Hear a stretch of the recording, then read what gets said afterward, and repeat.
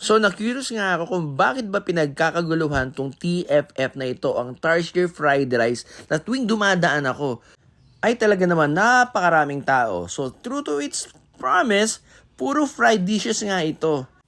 At habang nag-aantay ka ng order mo, maaaliw ka talaga dahil meron silang pa-only soup. At dahil self-service siya, pwede ka magpabalik-balik. So eto na nga, habang nag-aantay tayo, tinikman natin ang kanyang soup. Grabe mga ka-tasty, masarap ang kanyang free soup. Hindi katulad ng ibang resto na pag sinabi lang na merong free soup siya, wala naman talagang lasa.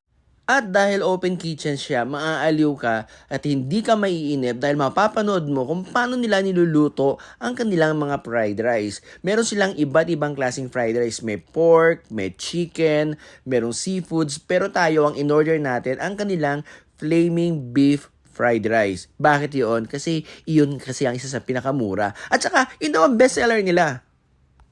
So, ayun na nga, dumating na ang ating order. Dumorder tayo ng tig-isang fried rice for my brother and also itong sinasabi nilang masarap na chicken snowflakes. All in all, itong aming nakain is less than 400 pesos. So, ayun na nga, tinikman na nga natin. Ang panglasa ko sa kanya talaga kakaiba siya. Hindi siya parang ordinary. At ang fried rice, nung tinikman natin, wow, masarap nga siya. Dahil talagang kanin is life, I'm sure talaga namang bet na bet ng mga Pilipino ito.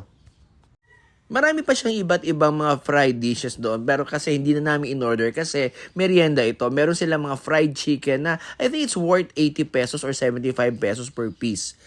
At itong kanilang chili sauce, mga ka-tasty, mas male-level up talaga ang lasa ng iyong pagkain. Kapag pumunta ka sa kanila, wag na wag mong i-miss itong kanilang chili sauce. Na gusto ko nga actually mag-uwi, kaya lang baka masita ako. So mga ka-tasty, for affordable rice and fried dishes, puntahan nyo tong TFF at hindi kayo magsisisi.